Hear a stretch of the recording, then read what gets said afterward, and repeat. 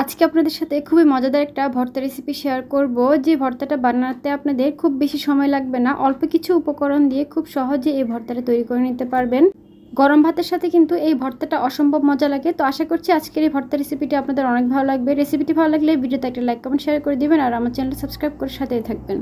আজকের ভর্তাটি তৈরি করার জন্য এখানে আমি কিছু কচি লাউ পাতা নিয়েছি। আপনারা চাইলে লাউয়ের যে কোনো পাতা দিয়ে এই ভর্তাটা তৈরি করে নিতে পারেন। সাথে নিয়েছি কিছু কাঁচামরিচ, পেঁয়াজ আর নিয়েছি 4 কোয়ার মতো রসুন।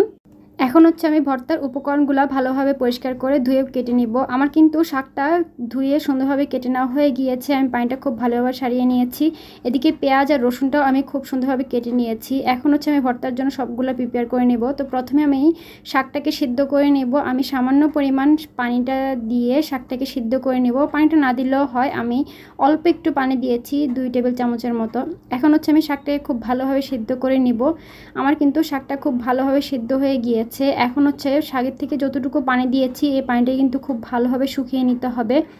আমি খুব ভালোভাবে শাকের পানিটা খুব ভালোভাবে শুকিয়ে নিয়েছি। এখন সামান্য একটু তেল দিয়ে শাকটাকে একটু ভেজে নিব।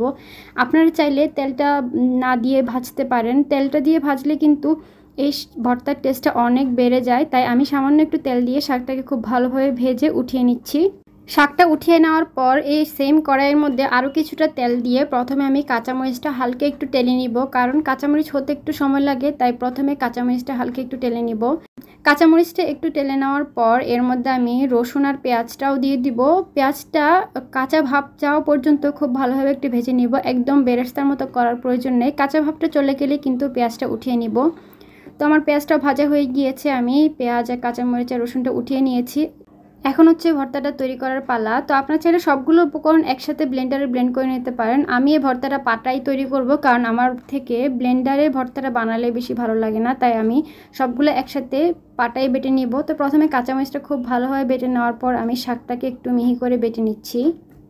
তো আমার শাকটা কিন্তু খুব ভালোভাবে বেটে নেওয়া হয়ে গিয়েছে। এখন আমি পেঁয়াজটাকে একটু আদা ভাঙা করে বেটে নিব।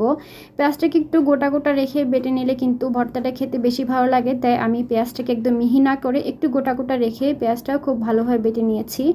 তো আমার কিন্তু সবগুলো খুব সুন্দরভাবে বেটে নেওয়া হয়ে গিয়েছে। এখন সবগুলো খুব ভালোভাবে মিশিয়ে নিলে আমার ভর্তাটা তৈরি হয়ে যাবে। তো আমি কিন্তু সিদ্ধ করার সময় কোনো কিছুতেই লবণ দিইনি, তাই ভর্তাটা বাটার পরে স্বাদমতো লবণ দিয়ে নিয়েছি।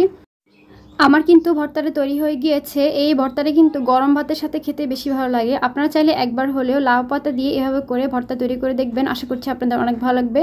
রেসিপিটি ভালো লাগলে ভিডিওতে একটা লাইক কমেন্ট শেয়ার করে দিবেন আর আমার চ্যানেলটি সাবস্ক্রাইব করে সাথেই থাকবেন। সাথে কিন্তু আমার ফেসবুক পেজটাও ফলো করতে ভুলবেন না। আজ এখানে বিদায় নিচ্ছি। আল্লাহ হাফেজ।